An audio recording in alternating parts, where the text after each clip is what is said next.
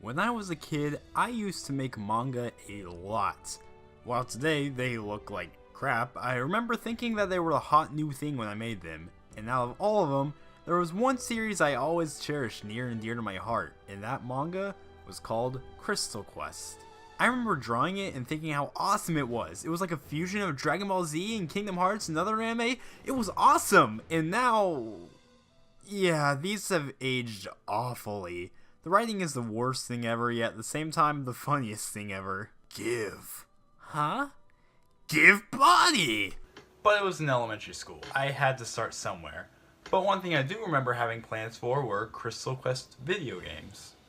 I had massive plans to make a Crystal Quest series. These ideas range from a fighting game to RPGs to hell, even an MMO. I have no clue how I was going to make any of this work, but they were certainly something. But one day, I decided on it. I was going to make a Crystal Quest game. This was when I was in my early middle school years. After toying around with RPG Maker, I decided that would be my engine of choice. And that was one of the worst decisions I could have possibly made. That's not to say RPG Maker is a bad engine, it really isn't. In fact, I'm developing a game using RPG Maker MV as we speak, and there are plenty of really solid RPG Maker games out there. But here's the thing about RPG Maker. If you want to make a good RPG Maker game, you have to make it unique. Crystal Quest was not that. But enough just telling you about it. Today, for the first time, I will be showing all of you at home the only remaining thing for this cancelled game. Ladies and gentlemen, I present to you the Crystal Quest early demo. You heard that right, this is a demo. This isn't a finished game. It may seem half-assed for what it is, but it was pretty impressive for me at the time. I finished making an entire dungeon, I had a story, I had a, and I quote, tale of two friends torn apart.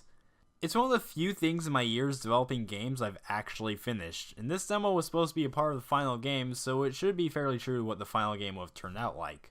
The game starts, and you're thrust into exposition told through the default RPG Maker dialog box. Things will only get worse from here. So the game starts, and the game tells us about 4 magic crystals that keep dangerous monsters at bay. The heart, dream, mana, and wish crystals. At least they're not elemental crystals? Now here's one thing I actually like about this otherwise awful story. The idea that these crystals are actually a part of people. People are born with crystals already inside of them, and the 4 rain crystals are embedded into the hearts of strong warriors. This could have made for some actually interesting character dynamics, but instead it's never brought up again. Nope, not once more in the entire game does anybody bring it up again. We are introduced to our hero using the greatest opening line to any video game ever. Bask in the glory of ... We're told to go find our friend Shiro. He's supposedly nearby the castle, so I guess we head over to the only castle that Kai is just for some reason standing in front of. The stock RPG Maker graphic king tells us that evil monsters have been flooding the land since the gates of Jigoku have been opened. Fun fact, this name is literally hell Google translated into Japanese. Clearly the most creative thing in the world. After being told to go find the 4 crystals that protect the world, Final Fantasy, we head to the port town where Kai talks to his friend Makoto, and there's an incredibly awkward love subplot apparently. Shiro comments on this, making Kai feel embarrassed, and that's the last time we'll ever hear about that. Seriously, after this one scene with Makoto, she's never ever brought up again. We never get any more context to what her relationship is with Kai, we never even see her anywhere. But after that, you get a ship and you're finally released out into the world, free to explore.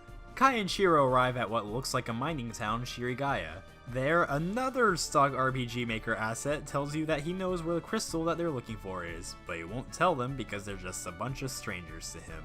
I mean, okay, that makes sense. If somebody came up to me and was like, yo, give me your stuff, I'd probably be like, please go away from me. But do you know what this means? This means you have to go back to the king to get a slip of paper that tells the mayor that you're a cool dude, so he'll tell you. This means going back and forth for no other reason than game padding. Like I said, it makes sense, but there were so many better ways to do this. Why not prove my worth by defeating some looming terror that's been haunting them for ages? Yeah, it's cliche, but it's a hell of a lot more fun than just getting what is essentially a permission slip for your 3rd grade field trip. And you know what's even worse? This is right around the halfway point. Yep, we're already halfway through this abomination. Suddenly, danger! The town is being attacked by... oh... that's not good. Yeah, the art here is, let's be frank, god-awful. There are very few actually custom sprites in the game, and the ones that there are look really out of place. And keep in mind too, I was planning on selling this. Anyways, the town is being attacked by the main villain, Toro, which is just a stupid name all around, and we immediately die. After that experience, everybody just kinda pretends that nothing happened and we're on our way to the actual dungeon. What? The journey to the actual dungeon is uneventful to say the least.